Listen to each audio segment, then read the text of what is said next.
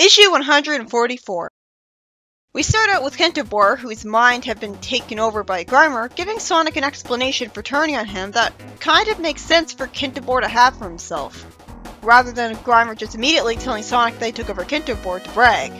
I guess he just wants to mess with Sonic and make him think that his friend went evil. He's sick of existing just for his convenience and being treated like just some mindless machine. I mean, when's the last time we ever saw a friendship moment between Kentobor and the other heroes? I guess he's kind of like a father figure. He helped them as a guy who detected where the badniks were for them to fight, but that's it. We never saw the heroes regularly compliment him and say they care about him. He was just a discount Nicole. Sonic's horrible response is that Kentobor is just a machine. What? This is supposed to be a sympathetic character. First off, he didn't start out that way. He was Eggman's original mind put into an AI. And second, that's a horrible way to talk to someone who's been your friend for years. Imagine if Archie Sonic said this to Nicole. Granted, this is Fleetway Sonic, and thinking he's being betrayed has put him in a bad mood. He just said that to spite him, I guess. And Kentobor uncharacteristically says that Sonic is right. This is Godspeed Grimer making him say that.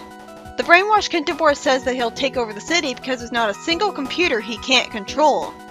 Why are the civilians that are witnessing this not running away and packing up their belongings to get out of the city?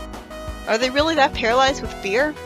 The brainwashed Kentobor then shows his face on every computer monitor in a computer store, making it pretty feasible of a way that he could take over the world.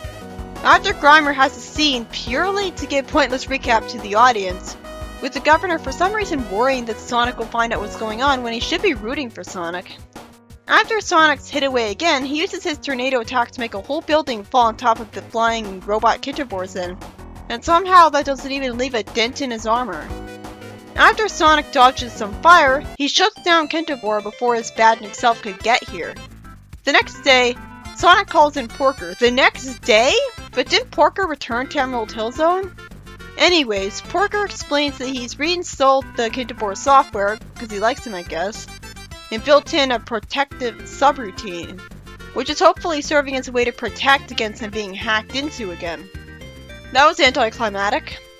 I guess Sonic still has a soft spot for his old friend since he let Porker bring him back instead of completely destroying him in his base. But he seemed to have no problem with dropping a building on his badnik form and hoping that finished him off. Sonic says that Kentobor is fixed so this will never happen again, and he calls him Buddy saying it's good to have him back. Grimer then celebrates because the Kentobor badnik was all a cover to give him time to secretly patch his surveillance software into Kentobor's system. I don't think I remember anything actually coming from this. Why didn't Porker just catch that new software in Kentobor when he was messing around with his programming to keep him from being hacked again? You'd think he'd have scoured his entire programming. Grimer says that he had to trick Sonic into shutting down Kentobor so that he could carry out his plan without being detected, and we see him watching Sonic through Kentobor's eyes. The story ends with Grimer bragging that now Sonic won't be able to make a move without him knowing about it. This directly reminded me of when Adam hacked into Nicole by controlling nanites, and Eggman was able to see the hero's every move in Archie. That's not a complaint, I love seeing how the two comics handle the same concepts. Sadly, the next issue's main story will just be a Christmas story, so it looks like we'll have worthless filler instead of immediately continuing on with Grimer's plan. I'm so glad Archie Sonic never had holiday specials every single time the holidays went on. I mean, one is fine, but not multiple of them. That just feels like filler. In the next story, after it looks like Techno vaporized Amy in Arena, and the Emperor says he won't free the slaves like Techno for some reason expected of him, Amy teleports in front of a guard because Techno had changed her blaster into a teleport device. Actually, that makes a lot of sense. She had a whole hour to prepare, she had plenty of weapons around to use for medals, and she had swords to use as cutting tools. She hits away the guard and tells the slaves that they're free. She's told that the control room for the dome, which has an off switch for the force field for some weird reason, is guarded by a killer robot. Seriously, why would there ever be an off switch for the dome? Well, never mind, it makes sense that the workers in the dome who aren't the slaves, like the Emperor, would want to get out of the dome with an off switch making it lift up. But I'd imagine that the dome would have a door leading out of it. Not that it'd literally have an off switch for the dome as a whole. After Amy taunts the robot, Techno's teleporter device is hid away by Monster while the energy dome is dissolving. The law enforcement craft fly inside in their airships, which is just the distraction that Techno needed to shoot the monster and teleport him to the Emperor. Hopefully he dies from that. Then we see Techno meeting up with Amy, and Amy's defeated the robot when the last time we saw her, her crossbow was knocked away. So I'd really like to know how she could have possibly defeated it with no weapons in her hand. With the Emperor being arrested by the law enforcement, which is really surprising since he's the Emperor and you'd think he'd be above the law, Amy and Techno are warped away by the Ring of Eternity.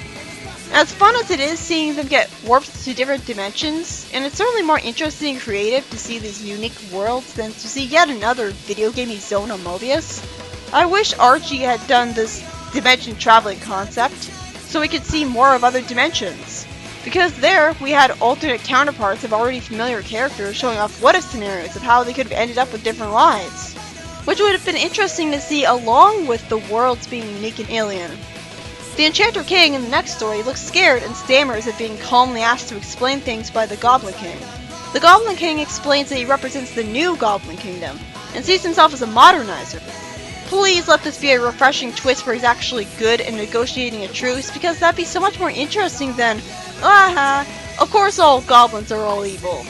With Tails confused about the Enchanter Kings being treated like honored guests, the King explains that the Goblin Kings made them a very generous and reasonable offer.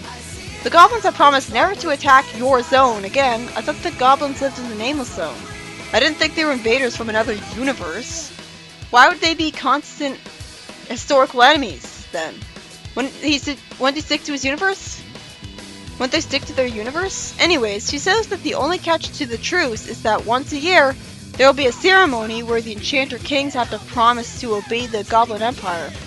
Of course he has to be evil, of course. He can't just have a truce. He can't just be another country leader who's reasoning good diplomatic relations with another country leader. Oh no, he has to want to conquer their kingdom. Also, how does a kingdom having 3 kings at once even work? Are the 3 Enchanter Kings all brothers? Oh good, it doesn't actually matter if they pledge obedience. The Goblin King explains that in turn, his people will allow the Enchanter Kings to rule pretty much as before, and the goblins will hardly interfere in the running of their zone at all. Please tell me that this isn't a lie on his part and it'll actually be gone through with. Of course, since we're so early into the story arc, either Moraine and Tails are suddenly going to have a new antagonist script to fight, or things will go south fast. Then the Goblin King says that if the Enchanter Kings don't agree to his terms, there will be a long and bloody war that the goblins will eventually win. Why does there have to be? Or is people pressuring him into it? He's in charge. Is this proof that he's stereotypically evil after all? Is he just bluffing? Moraine bitches about the Enchanter Kings making a peace deal, I guess because she's a warrior, but they have every reason to want to avoid a fight. Tails is the voice of reason, saying that her attacking the Enchanter Kings isn't going to change anything, and he says that they should concentrate on getting out of here alive. They get surrounded by goblins that attack them, and Moraine points out that Tails has become braver. She says that he isn't as useful as her, and he sarcastically thanks her once again. Then she gets hit in the head by an axe, but no, she's fine! She immediately talks as if she's not injured at all, and she isn't. Then Errol escapes from his cell and joins them just in time. One of the Enchanter Kings says that they'll only continue with the peace talk if Moraine, Errol, and Tails are allowed to leave in safety, because their deal was meant to avoid bloodshed. Oh good, the Goblin King lets them go because he's well written and not a cardboard box. Tails says that he thinks if the offer isn't accepted, they'll never get out of here alive. Tails is told that the magic that brought him here is fading, just as the portal to Mobius comes back on its own. And the story ends with a text box saying that Tails will team up with Moraine again in 1999. This is such an inconclusive ending. I assumed we'd get to see a jump cut where the Enchanter Kings were happy at home after their deal of peace with the King. And the last story is just a reprint. The first story is by Nigel Kitching, and as Sonic shut down the brainwashed Kintobor, and Porker reprogrammed him so he can't be brainwashed again, only for it to be revealed that Grimer put literal spyware on him. Again, it's not explained how in the hell he did that from prison. Did he send a flying drone to do it? Wouldn't the base have a security system to detect that? And the spyware never should have survived Porker scouring Kintobor's programming and removing the brainwashing virus from it. It feels so arbitrary. The The second story was by Lou Stringer, and as Techno's plan worked out, she had modified her blaster to be a teleport device for Amy. Amy somehow defeated a huge robot with her bare hands off screen, which is dumb, and she takes down the energy dome with an off switch that's conveniently there, allowing the law enforcement to arrest their own emperor because they're apparently allowed to do that. Was he a self-proclaimed emperor? Well, it was fun to read, and that's the important thing. And the final story is by Nigel as well, and it's about the Goblin King genuinely making a peace truce with the Enchanter Kings, which is agreed to despite Moraine and Tails' reluctance. I spent this whole story arc tense and frustrated because I wasn't sure if the comic would actually have the Goblin King mean his peace talk conditions.